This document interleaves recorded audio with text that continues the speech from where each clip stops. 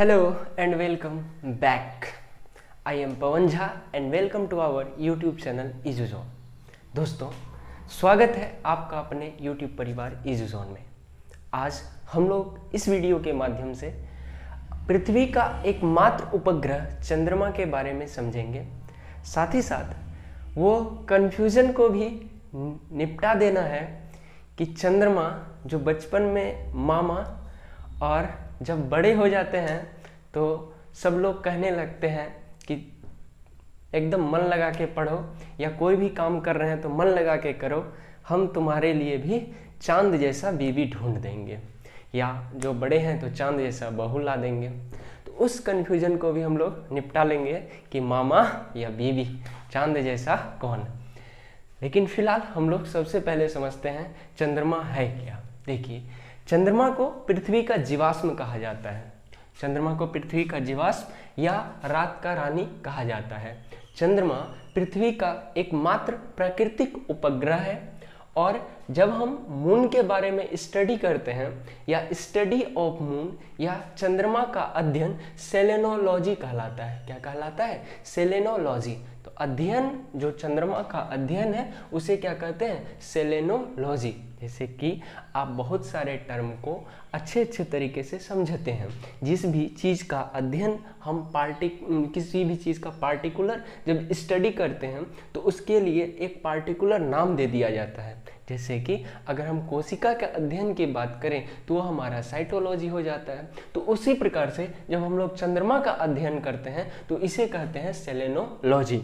चंद्रमा पर वायुमंडल नहीं पाया जाता है, और अगर वायुमंडल नहीं पाया जाता है तो वहाँ जो है वो ध्वनि जो है एक जगह से दूसरे जगह भी ट्रेवल नहीं करती है। कहने का आशय, अगर आप चंद्रमा पे हो और आपका मित्र भी चंद्रमा पर हो और आप उसको बहुत सारे आवाज़ दे के बुलाएंगे तो वह आपके पास नहीं आएंगे, क्योंकि जब उसको आवाज़ दिया जाएगा तो साउंड प्रोड्यूस होगा।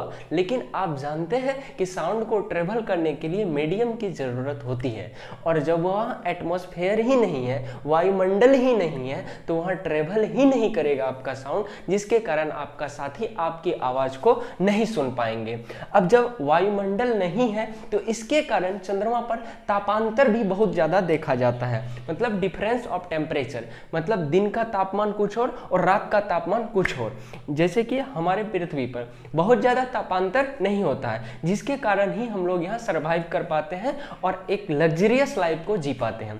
लेकिन वहाँ तापांतर बहुत ज्यादा हो जाता है वायुमंडल की अनुपस्थिति के कारण। अगर हम बात करें तो वहाँ दिन का तापमान 100 डिग्री सेल्सियस रहता है, जबकि रात का तापमान वही -180 डिग्री सेल्सियस तक हो जाता है। बहुत ज्यादा तापांतर हो जाता है।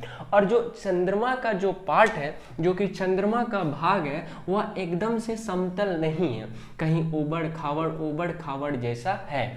और जब ऊबड़ खाबड़ है तो इस पे सनलाइट, आप जानते हैं कि चंद्रमा के पास अपना लाइट नहीं है, उसके पास अपना रोशनी नहीं है। जब इस पे सनलाइट पड़ता है, जब इस पे क्या होता है, सनलाइट पड़ता है, तो जो समतल पार्ट है उस पे अगर लाइट पड़ेगा तो आपको क्लियर दिखाई देगा। जबकि अगर कहीं गड्ढा होगा और उसमें लाइट पड़ेगा तो वो आपको एक धब्बानुमा रचना जो संरचना दिखाई देगा, जिसे ही हम लोग देख करके बता देते हैं कि चंद्रमा में क्या है, दाग है। वह दाग नहीं है मेरे भाई, उस पे वो गड्ढा है जिसपे कि सनलाइट पड़ने के कारण, और हम लोग नीचे से जब उसको झांकते हैं तो हमें क्या दिखाई देता है, दाग दिखाई देता है। जबकि बचपन में ढेर सारा कहानियां बता दिया जाता है कि चंद्रमा में कोई बूढ़ी औरत बैठी हुई है, वह कुछ काम कर रही है, बच्चे को खिला रही है। ढेर सारी ऐसी कहानियां हैं जिसे आप खूब बचपन में सुनते आए होंगे।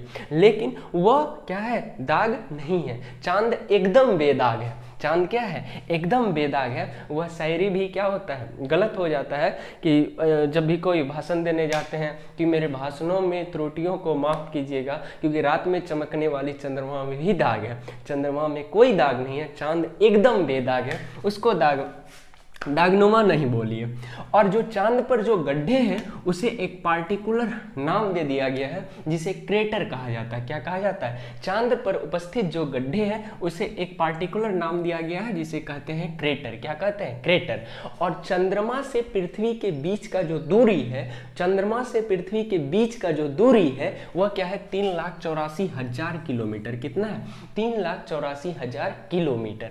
तो 3,84,000 किलोमीटर है। तो अब चांद से पृथ्वी तक जो चांद से पृथ्वी तक उसकी रोशनी पहुंचती है, हालांकि चांद के पास क्या है? चांद के पास अपना रोशनी नहीं है, लेकिन रिफ्लेक्ट तो होगा सनलाइट। आप किसी भी दीवार पे टॉर्च जलाइएगा तो दीवार पे टॉर्च पहुंचेगा, साथ ही साथ रिफ्लेक्ट होकर फिर आपके पास आएगा। तो वही चांद से पृथ्वी तक जो रोशनी पहुंचने का समय है वह 1.3 सेकेंड है। तो यहाँ आप यह मत समझ लीजिएगा कि 1 मिनट 3 सेकेंड है, नहीं, वह 1 सेकेंड, और वह 1 सेकेंड का जो थर्ड पार्ट है मतलब 1.3 सेकेंड है। वैसे भी अगर मिनट को दिखाया जाएगा तो यहाँ डबल डॉट रहता है, तब होके 1.3 सेकेंड, तब हम इसे 1 मिनट 3 सेकेंड कहेंगे। लेकिन नहीं, केवल 1.3 सेकेंड लगता है। जैसे कि अगर हमें पूछा जाए सूर्य से पृथ्वी के बीच की दूरी कितनी है तो वह ऐसे दिखा दिया जाता है 8 मिनट 20 सेकेंड। हालांकि 8 मिनट 16 सेकेंड, कहीं कहीं आपको 8 मिनट 20 सेकेंड भी देखने को मिलेगा।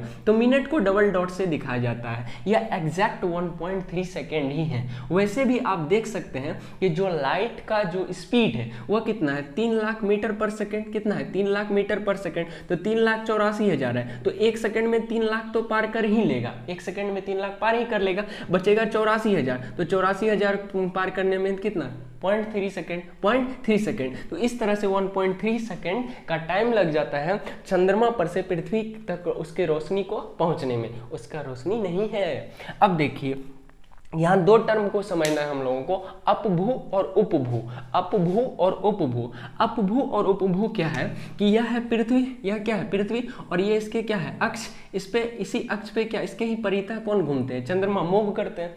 चंद्रमा क्या करते हैं? घूमते हैं। तो जब भी पृथ्वी से चंद्रमा की दूरी, जब भी पृथ्वी से चंद्रमा की दूरी बढ़ जाती है तो दूरी बढ़ना मतलब दूरी अप मतलब बढ़ना।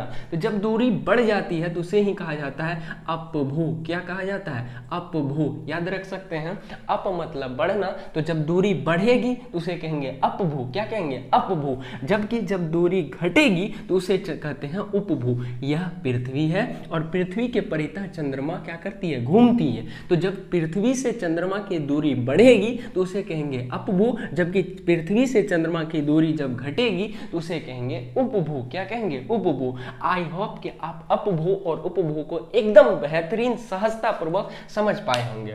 देखिए अब छोटा सा बेसिक सा कंसेप्ट है, मतलब हम चंद्रमा के बारे में पढ़ रहे हैं तो हमें यह भी जानकारी होना चाहिए कि सर्वप्रथम चंद्रमा पर किसने पहुंचा या सर्वप्रथम चांद पर पैर रखने वाले व्यक्ति कौन थे। जैसा कि आपको हर किसी को याद होता है कि चांद पर पहला कदम रखने वाला व्यक्ति नील आर्मस्ट्रॉन्ग है, जिसने कि 21 अगस्त 1969 में चांद पर अपना कदम रखा था। लेकिन इसके साथ और भी एक व्यक्ति गए थे जिसका भी नाम आपको याद रखना है। कौन? एडविन एंडलिन। कौन? एडविन एंडलिन। तो नील आर्मस्ट्रॉन्ग और एडविन एंडलिन ने सर्वप्रथम 21 अगस्त 1969 ईस्वी को चांद पर अपना कदम रखा था। आइए अब आगे समझते हैं फेज ऑफ मून के बारे में। फेज ऑफ मून मतलब कि चंद्रमा की कलाएं के बारे में। फेज मतलब किस समय में किस तरह का हमें दिखता है। ध्यान दीजिए, हमने ये सन बनाया, ये क्या है? सूर्य है, और ये चंद्रमा है, और यहाँ पृथ्वी पर से बैठ करके हम इसको टुकुर टुकुर झांकते हैं। टुकुर टुकुर क्या करते हैं? झांकते हैं। तो जब सूर्य का रोशनी इस चांद पर पड़ेगा तो एकदम से केवल ऊपरी वाले पार्ट पे पड़ेगा। क्या करेगा? ऊपर वाले पार्ट पर ही पड़ेगा, और नीचे वाला पार्ट हमें दिखाई ही, नीचे वाले पार्ट पर रोशनी ही नहीं पड़ेगा। अब नीचे वाला पार्ट पे जब रोशनी नहीं पड़ेगा, हम नीचे से टुकुर टुकुर झांकेंगे तो हमको चंद्रमा क्या दिखाई देगा? एकदम काला, ना के बराबर, ना ही दिखाई देगा। क्या देगा? नहीं दिखाई देगा। तो चंद्रमा जब नहीं दिखाई देता है तो उसे ही कहते हैं अमावस की रात। क्या कहते हैं? अमावस की रात। क्या कहते हैं? अमावस की रात। और फिर जब ये चंद्रमा क्या करेगा? पृथ्वी के परितः ही घूमता है। जब यहाँ से घूम करके यहाँ चलाएगा तो यहाँ चलाएगा तो देखिए सब में एम लिख दिए हैं तो सब क्या है, मून है। और ये इसका फेज है, किस दिन किस तरह से दिखेगा। तो जब यहाँ से आगे बढ़ेगा तो सूर्य का रोशनी इतने पार्ट में पड़ेगा, कितना पार्ट में, इतने पार्ट में पड़ेगा, तो हमें इतने पार्ट इसका दिखाई देगा। फिर आगे बढ़ेंगे तो यहाँ इतना बड़ा पार्ट दिखाई देगा, और फिर आगे बढ़ेगा तो हमें इसका 59% भाग दिखाई देगा, एकदम पूरा गोलनुमा दिखाई देगा। हालांकि पूरा चंद्रमा हमें पृथ्वी पर से दिखाई ही नहीं देता है। मैक्सिमम जो चंद्रमा का पार्ट है, मैक्सिमम जो मून का पार्ट है, वो हमें 59% ही दिखाई देता है, जिसे हम लोग क्या, जिसे जो कि पूर्णिमा के दिन दिखाई देता है। जो किस दिन दिखाई देता है, पूर्णिमा के दिन दिखाई देता है। जिसे यहाँ जो चंद्रमा है और पृथ्वी, हम यहाँ से टुकुर टुकुर इसको झाँकेंगे तो इसका क्या हो जाएगा, कंप्लीट पार्ट दिखाई देगा, पूरा दिखाई देगा, इसलिए इसे कहेंगे पूर्णिमा। फिर आगे बढ़ेंगे तो फिर हमें इतने ठो पार्ट दिखाई देगा। कंपेयर, यहाँ से ध्यान दीजिए, ये सूर्य है और इसका जहाँ तक रोशनी दिखाई, जहाँ तक रोशनी पड़ेगा उतना ही पार्ट हमें दिखाई देगा, फिर इतना पार्ट दिखाई देगा, फिर यह आगे चल जाएगा। तो इस तरह से जब अमावस से पूर्णिमा की ओर चंद्रमा, अमावस से पूर्णिमा की ओर आती है तो इस पक्ष को कहते हैं शुक्ल पक्ष। कौन सा पक्ष कहते हैं, शुक्ल पक्ष। और जब पूर्णिमा से फिर अमावस की ओर जाते हैं तो इस पक्ष को कहते हैं कृष्ण पक्ष, क्योंकि यहाँ से, यहाँ जो होते हैं सफ़ेद से फिर किस में चल जाते हैं, काला। और कृष्ण जी भी कैसे थे, थोड़े का श्यामले थे, तो इसलिए इसे कृष्ण पक्ष। और इधर से जब पूरा सफ़ेद आकर के दिखाई देगा तो इसलिए इसे कहते हैं शुक्ल पक्ष। हिंदू धर्म का और मुस्लिम धर्म का मैक्सिमम जो त्यौहार है, या यूँ कहें तो त्यौहार जो है वह चंद्रमा पर ही आधारित है, और चंद्रमा पर यही फेज ऑफ मून पे ही डिपेंड करता है, चंद्रमा की कलाएं पर ही निर्भर करता है। और यह जो है, यह चंद्रमा जो है, यह जो फेज होता है, यहाँ से यहाँ तक 14 दिन, फिर यहाँ से यहाँ तक 14 दिन, तो 28 दिन में ही अपना यह क्या कर लेता है, कंप्लीट रोटेशन इसका हो जाता है, कंप्लीट मूवमेंट हो जाता है। तो लेकिन बेसिकली जो मंथ होता है वो जो हम ग्रेगोरियन कैलेंडर के अनुसार वो 30 to 31 डेज का, कॉमनली 30 डेज का होता है। तो जिस कारण हम लोग देखते हैं कि कभी कभी होली जो होता है वह फर्स्ट वीक ऑफ मार्च में हो जाता है, फिर आगे बढ़कर फिर कभी कभी वह लास्ट वीक ऑफ मार्च में भी होता है, फिर आकर के फर्स्ट वीक ऑफ मार्च में भी हो जाता है। तो यही कारण है कि ये 28 में ही काम चल रहा है, 28 के बाद ही रिपीट कर देता है, और वहाँ जाके 30-31 होता है, जिस तरह से आगे आगे आगे आ जाता है। और अगर उसको नहीं रोका जाए तो फरवरी में घुस जाएगा होली। तो इसलिए हिंदू धर्म में एक अलग से माह को जोड़ा गया है जिसे मलेमास कहते हैं। क्या कहते हैं, मलेमास।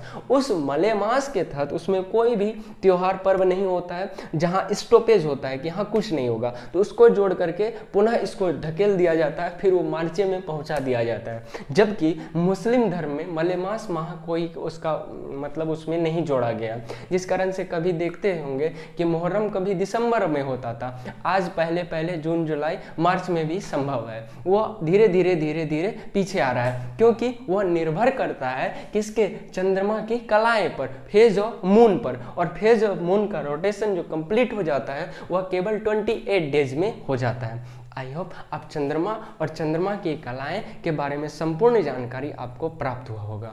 और वह जो छोटा सा हम लोगों का कन्फ्यूज़न था वह हम लोगों के निर्भर करता है कि हम क्या, जब बच्चे थे उस बारे में कुछ नाबोध थे, मतलब कुछ समझ नहीं थी, इसलिए चांद मामा था। जब वो चांद इतना चमक है, इतना सुंदर लगता है, इसलिए बाद में कह दिया जाता है कि चांद जैसा क्या लाएंगे, बहुल आइए समझ ही हो गए होंगे क्या लाएंगे।